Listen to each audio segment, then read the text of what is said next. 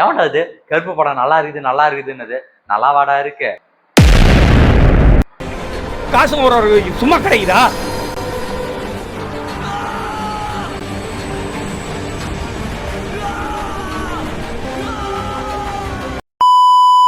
ஒரு வழியா கருப்பு படம் ரிலீஸ் ஆச்சு. இருக்கிற தடைகள்லாம் தாண்டி படம் ரிலீஸ் ஆச்சு. நாமளும் போய் தேட்டர்ல பார்த்துட்டு வந்தாச்சு.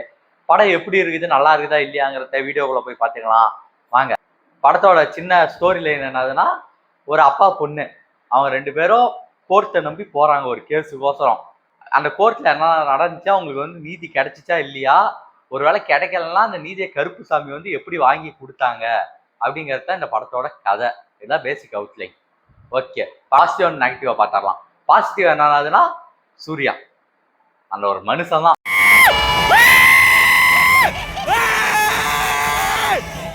அந்த மனுஷனுக்கோசரம் என்ன வேணா பண்ணலாம். இது உண்மையாலுமே அந்த மாதிரி சூர்யா ஃபேன்ஸுக்கெல்லாம் சரியான ட்ரீட்டா இருக்கும். ஒருவேளை நீங்க உண்மையாலுமே சூர்யா ஃபேனா இருந்துச்சுன்னா போய் பாருங்க, பயங்கரமா இருக்கு. இல்ல நான் வந்து ஒரு ஜென்ரல் ஆடியன்ஸு, கதை நல்லா இருந்தாதான் பார்ப்பேனா, ஓகே நீங்க வந்து பார்க்கலாம், நல்லா இருக்கு. 2வது ஆர்ஜே பாலாஜி, இன்னும் என்னடா பண்ணியிருக்க, ஒரு 15 வருஷமா தலைவனுக்கு ஒரு ஹிட் படம் இல்லை. ஆனா இந்த படம் வந்து உண்மையாலுமே ஃபேமிலி ஆடியன்ஸு, ஃபேன்ஸு எல்லாத்தையுமே ஒரு சாட்டிஸ்ஃபைடான ஒரு படமா கொடுத்துருக்காரு. ஸ்டோரி சூப்பரா இருக்குது, காமெடி எல்லாருமே அங்கங்க வர காமெடி நல்லா இருக்குது, ஆக்ஷனு, சினிமாட்டோகிராஃபி, மியூசிக்கு எல்லாமே சூப்பரா இருக்கு. மியூசிக் வரேன். அடுத்த பாசிட்டிவ் என்னதுன்னா, த்ரிஷா அப்படின்னு சொல்லுவேன்னு நினைப்பீங்க.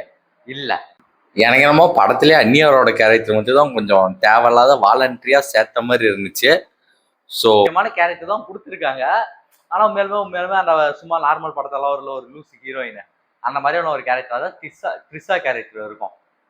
ஓகே, அதுக்கு அடுத்தது மெயின் பாசிட்டிவ், படத்திலேயே வந்து வைபாகன ஒரு ஆள் யாருன்னா சாயா பேங்கர்.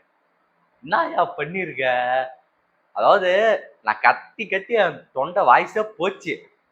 எங்கெல்லாம் சூர்யா வந்து மாஸ் எலிவேஷன் பிஜிஎம்மோட சேர்த்து 3 பேர் சேர்த்து நொறுக்கி வச்சிருக்காங்க. அந்த 3 டிராகன் வரும்ல, அந்த மாதிரி தான் இருந்துச்சு. சூர்யா, ஆர்ஜே பாலாஜி, இந்த சைடு சாயா பேங்கர், பர்ஃபெக்டா இருக்குது படம். படத்துல அங்கவங்க வந்து உங்களுக்கு ரெஃபரன்ஸ் வரும், அது என்னன்னு சொல்லி நீங்க படத்தை பார்த்து தெரிஞ்சுக்கோங்க. நிறையா கேமியோல ஒரு சில ரெஃபரன்ஸ், படத்தோட ரெஃபரன்ஸ்லாம் வச்சிருப்பாங்க. ஆல்ரெடி எல்லாரும் இன்ஸ்டாகிராம்ல பார்த்துருப்பீங்க, நானே பார்த்துட்டு தான் படத்துக்கு போனேன். ஸ்பாய்லர் அலர்ட், லியோ படத்தோட ரெஃபரன்ஸ் வரும். லியோ படத்தோட ரெஃபரன்ஸ் வந்து நல்லா இருந்துச்சு. அது ஆல்ரெடி இன்ஸ்டாவில் பார்த்ததுனால ஒரு மாதிரி புதுசாக இருக்க மாதிரி இல்லை, ஆல்ரெடி வரும்னு சொல்லி தெரிஞ்சா பார்த்த மாதிரி இருந்துச்சு. லியோ படத்தோட ரெஃபரன்ஸ் வரும், அது மாதிரி நிறையா படத்தோட ரெஃபரன்ஸ் வரும். அதாவது இது வந்து ஒரு நல்லா இருக்கிற ஜிபிஓ, ஒரு நல்ல ஸ்டோரி லைன் இருக்கு, எல்லாமே இருக்கு. நல்ல ஸ்டோரி லைனு, ஆக்ஷனு, கதை எல்லாமே வச்சிருக்க ஒரு நல்ல சூப்பரான ஒரு ஜிபியூ. அந்த மாதிரியான ஒரு கதை தான். ஏகப்பட்ட கேமியோ இருக்கும் இந்த படம். ஆக்சுவலாக கருப்பு வந்து எப்படின்னா எல்லாத்தையும் சாட்டிஸ்ஃபைட் பண்ணக்கூடிய ஒரு பக்கா கமர்ஷியல் படம். உங்களுக்கு வந்து ஒரு பக்காவான கமர்ஷியல் படத்தை பார்க்கணும்னு நினச்சிங்கன்னா கருப்பு போய் பாருங்க. அதுக்குன்னு நான் சிங்கம், அயனு அந்த அளவுக்குலாம் இருக்குமானா இல்லை. இவ்வளவு மேல இல்லப்பா, இவ்வளவு மேல இல்லை. அதுல உட்காந்து அந்த அளவுக்கு ஒரு கம்பேக்னா, அந்த கம்பேக் நம்ம எதிர்பார்த்தோம்னா அந்த அளவுக்குலாம் சொல்ல முடியாது. இது வந்து ஒரு நல்ல படம், நீங்க பார்க்கலாம். கதை வந்து நல்ல கதை தான், நிறைய கருத்து இருக்குது, எல்லாமே சூப்பரா இருக்கு. ஆனா நிறைய ரெஃபரன்ஸ் வச்சிருக்க மாதிரி எனக்கு தோணுது. ஆனா என்ஜாய் பண்றேன், அவ்வளவுதான். அது என்னடா இந்த ரெஃபரன்ஸ்லாம் வச்சதுனால படம் என்னடா மொக்கையா போச்சாலான்னு கேட்டீங்கன்னா இல்ல, நான் நிறைய என்ஜாய் பண்ணேன். நிறைய சீன்ஸ் வந்து சூப்பராகவே இருந்துச்சு. அதுவும் அதில் வந்து இடையில வந்து ஒரு நிறைய இது எக்ஸ்பெக்ட் பண்ண மாதிரியே இருந்துச்சு. கரெக்டாக ஒரு இடத்துல வந்து ஒரு சாங் ஒன்று பிளேஸ்மெண்ட் பண்ணியிருப்பாங்க, அதெல்லாம் நான் எதிர்பார்க்கவே இல்லை. அடுத்து RJ Balaji as a villain. First ஸ்டார்டிங்ல ட்ரைலர்லாம் பார்க்கும்போது நல்லா இருக்காதுன்னு நினைச்சேன். ஓகே, அவர் வந்து டீசெண்டாக பண்ணிட்டாரு அவரோட ரோலை. அவரோட ரோலுக்கு வந்து அவர் தான் பர்ஃபெக்டான சாய்ஸ்ன்ற மாதிரி பண்ணிட்டாரு, நல்லா இருந்துச்சு. வேற ஏதாச்சும் ஒரு ஆக்டரை பொறுத்திருந்தா இன்னும் கொஞ்சம் நல்லா இருந்திருக்குமோ அப்படிங்கிற மாதிரியான ஒரு இது தோணுச்சு. இருந்தாலும் ஆர்ஜே பாலாஜி வந்து சூப்பராகவே பண்ணிட்டாரு. ஒரு சில சீன்லாம் அவருக்கோசரமே எழுதுன மாதிரி இருந்துச்சு.